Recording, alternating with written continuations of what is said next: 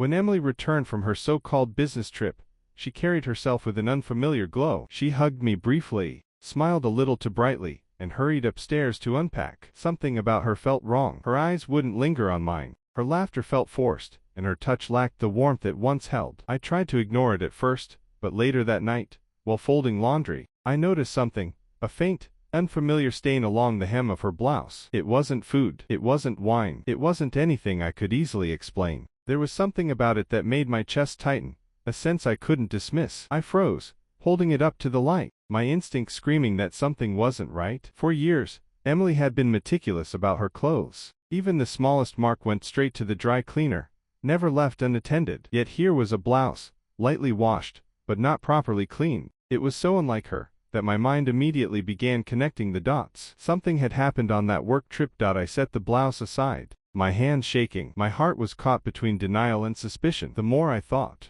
the more moments from the past weeks resurfaced. Late-night team meetings, calls she took outside, sudden reasons to stay late at work. My chest ached at the thought that maybe, just maybe, the woman I trusted more than anyone had betrayed me. I told myself I couldn't accuse her without proof. Love makes you cling to the best version of someone, even when your gut warns you otherwise. The next day, while she was out shopping with friends, I carefully sealed the blouse in a bag and drove to a private testing lab. I felt embarrassed even asking, but the technician nodded as if it were routine. I asked him to check for any clear forensic traces that didn't belong. He said it would take a few days. Those words crushed me. The waiting would hurt more than the truth. The days that followed dragged on endlessly. Emily acted as if nothing had changed, smiling, kissing me goodnight, even suggesting a date night to reconnect. Every laugh sounded hollow. Every touch felt unfamiliar. I barely slept. Her lies wrapped around me like chains. I replayed every detail of her trip in my mind. The late-night presentations, the rushed calls whispered and ended quickly, the way she avoided specifics. Deep down,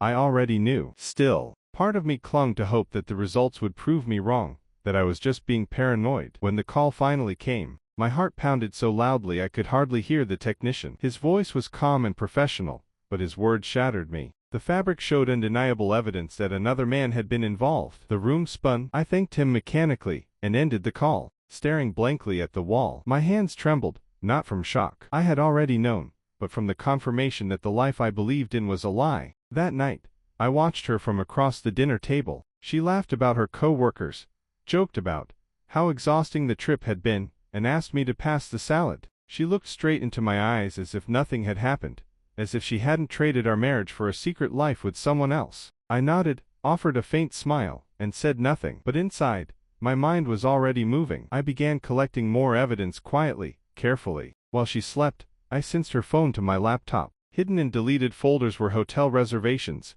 ride receipts, and photos, cropped, but clear enough to prove she hadn't been alone. One name appeared again and again, Mark, the colleague she once dismissed as harmless. This wasn't a single mistake. It was a pattern, a betrayal built deliberately over months. He met with a lawyer the very next day. I handed him everything, the reports, the screenshots, the receipts. He studied them, then looked up and said, "You have a solid case." His words brought clarity. For weeks, I acted like nothing was wrong. I kissed her forehead in the mornings, brought her flowers one evening, even surprised her with dinner. She looked at me with relief, believing her secret was safe. When the time came, I invited her parents and a few close friends to dinner. Emily thought it was to celebrate her promotion. She dressed beautifully, her eyes bright with pride. As we ate and laughed, I excused myself and returned with a folder. I placed it in front of her, my face cold. Inside were the documents, the bookings, the messages. The color drained from her face as she flipped through them. Her mother gasped. Her father slammed his fist on the table. "This doesn't mean anything,"